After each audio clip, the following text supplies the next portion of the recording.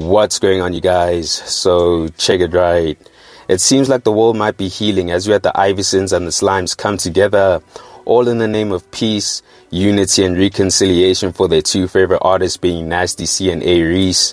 Now the two individuals who organized this was Real Sihle IV and Nasty C Feed on Twitter, and they are two of the most regarded figureheads of both fan bases, so a big shout out goes to them.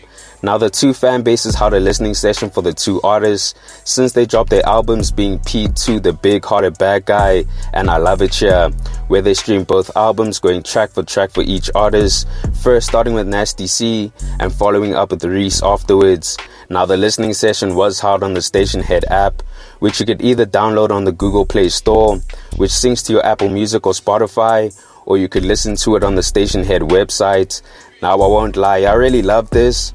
So I tuned into the listening session for a bit when they were playing One Time by AReece and Fuck That by Nasty.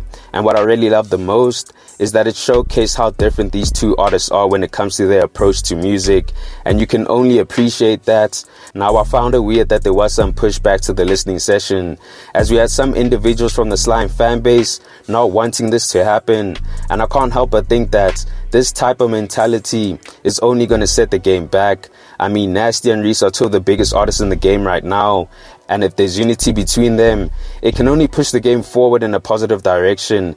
So I believe if you're still stuck in the mentality of feuding with the other fan base, you're honestly stuck in the past and you need to change your way of thinking. And I only say this because AReece showed some love to Nasty when he posted the following tweet saying, "Nasty C is greater than Central C," which was all in the name of SA beating England in the Rugby World Cup.